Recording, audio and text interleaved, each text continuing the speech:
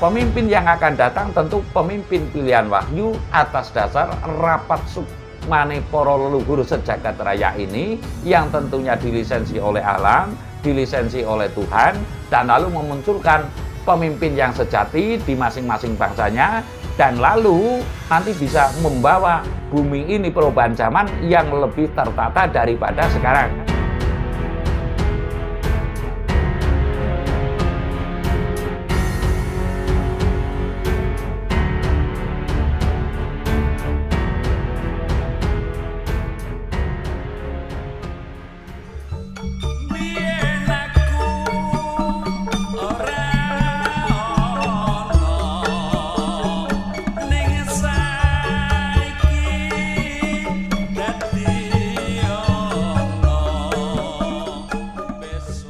Wilahing jati nuhuni hajat-hajati leluhur Nusantara tabe-tabe uluk salam mulia. Cerita perubahan zaman itu kan sebenarnya dari zaman ke zaman selalu ada fasenya ya. Kalau nek nang yang tertulis itu ya dari zaman Sanse menjadi Renaissance apa-apa itu kan. Ya revolusi lah, revolusi industri katanya dan sebagainya. Kalau di Jawa ini ya taruhlah ya fasenya dari zaman monarki ke zaman penjajahan kolonial ya, lalu menjadi republik, itu kan perubahan zaman lah. Yang dimaksud dalam nubuat-nubuat ya, atau ramalan-ramalan para terdahulu, kalau di tanah Jawa itu ya pujangga, termasuk Sri Aji Jayabaya, para pujangga dan para yang winasis terdahulu itu. Ya, saya sering mengatakan bahwasanya sesungguhnya kehidupan manusia sangat erat keterkaitannya dengan bil gaib.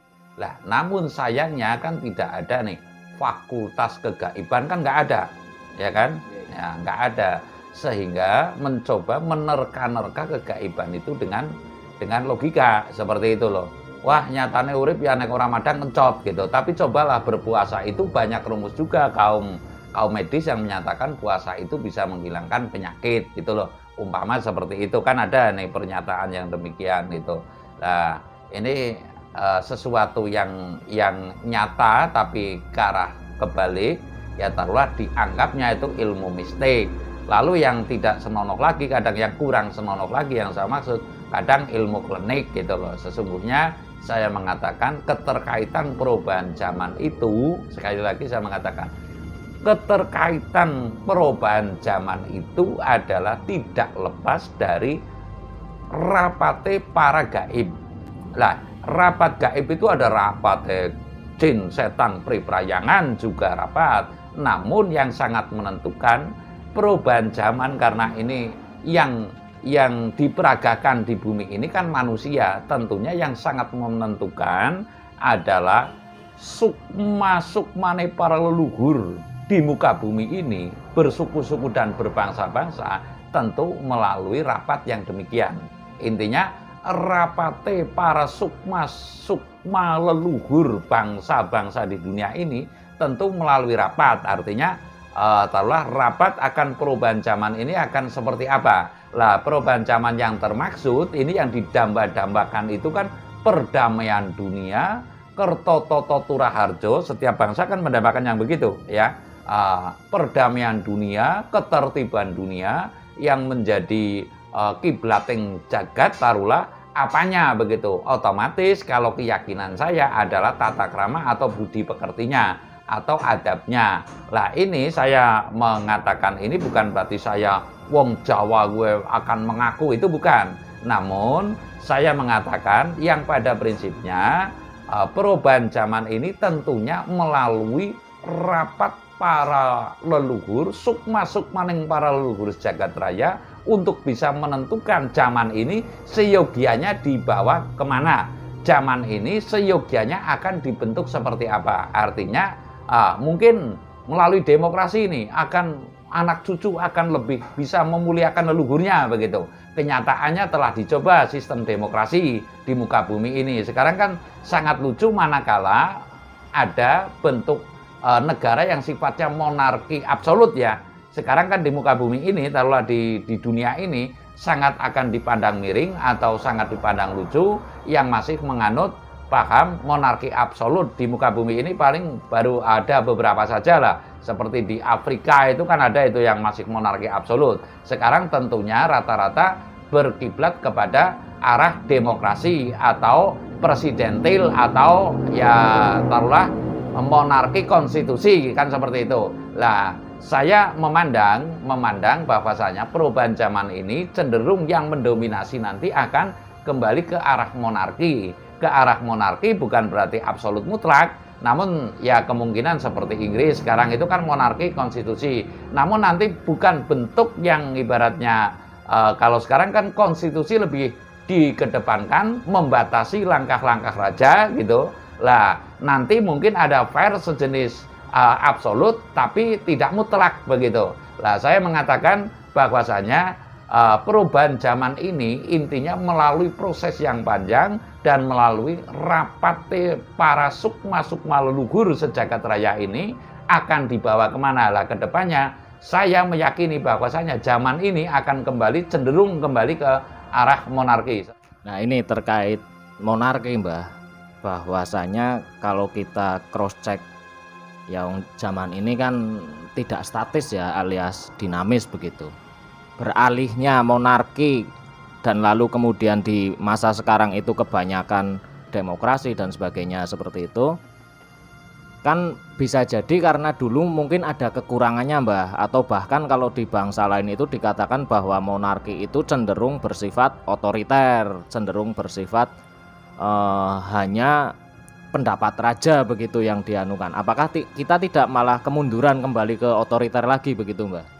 Begini Mas, yang saya maksud, saya pernah mengatakan bahwasanya monarki yang kewahyon dengan monarki yang non kewahyon ini beda loh ya.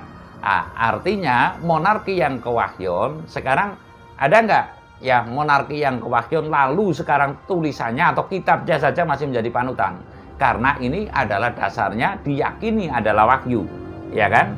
Lah, lalu yang saya katakan di sini adalah monarki yang cenderung kepada wahyu ya, yang kewahyon, bukan monarki yang asal-asalan begitu loh. Artinya saya meyakini bahwa seluruh pemimpin nanti di muka bumi cenderung adalah yang memegang wahyu, atau setidaknya orang yang kadar iman dan takwanya ini melebihi dari rata-rata begitu. Ya, intinya saya mengatakan yang bahwasanya monarki yang saya sebutkan itu adalah monarki yang berdasarkan wahyu atau petuah Tuhan, sehingga bukan ratu atas petuah orang begitu loh. Ya, wahyu atas petuah orang maksudnya tidak punya akses tersendiri untuk mohon kepada Tuhan Yang Maha Esa, artinya tidak bisa merangkai sendiri ke langit, dan lalu keputusan cenderung dipertimbangkan kepada sesamanya, di mana sesamanya ini membawa misi tertentu. Yang dimintai pertimbangan ini adalah membawa misi pribadi yang justru nanti mohon maaf ya akan membawa dampak kurang baik bagi negaranya. Artinya andai kata terjadi keputusan raja ini adalah keputusan dari petuah Tuhan, bukan keputusan atas petuah orang begitu. Yang saya maksud begini, ketika Majapahit, negara yang kalau sekarang dibilang itu adidaya atau adikuasa pada saat itu ya, yang konon pemerintahannya sampai ke Madagaskar, ketika sang raja ini ewu khoyoing pambudi terhadap Gajah Mada ya, lalu mempertimbangkan dengan Gajah Mada, artinya orang tidak letter kepada prinsipnya sendiri.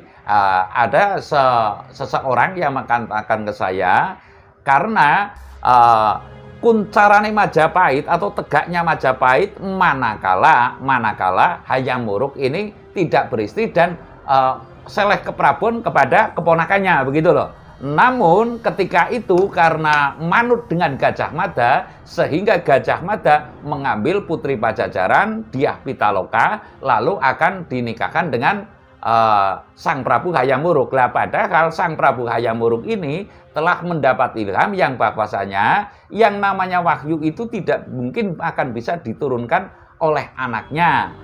Maka dari itu nanti akan berbenturan, andai kata punya prameswari apa ya, permaisuri gitulah, punya permaisuri, nanti akan terjadi perebutan tahta dan seyogianya menggembleng keponakannya atau siapapun untuk bisa terwasi daripada Wahyu Majapahit ini. Ini konon ada yang menceritakan demikian ya. Artinya saya meyakini bahwasanya saking ewuh oyeng pambudinya Hayam Wuruk ini, Raja Sanegara, kepada Gajah Mada ini, sehingga menerima tawaran Gajah Mada untuk dicarikan istri, Putri Pajajaran, Putri Dyah Pitaloka, yang akhirnya terjadi perang Bubat. Lah, maksud saya, pemimpin yang akan datang tentu pemimpin pilihan Wahyu atas dasar rapat sukmane para leluhur sejagat raya ini, yang tentunya dilisensi oleh alam, dilisensi oleh Tuhan, dan lalu memunculkan pemimpin yang sejati di masing-masing bangsanya, dan lalu nanti bisa membawa bumi ini perubahan zaman yang lebih tertata daripada sekarang. Lah, saya tidak akan merana ke sana lebih jauh karena itu bukan bidang saya. Yang jelas, melalui rapat-rapat sukmaning para luhur sejagat raya ini, niscaya perubahan zaman itu akan terjadi menuju yang lebih baik. Saya rasa demikian. Terima kasih.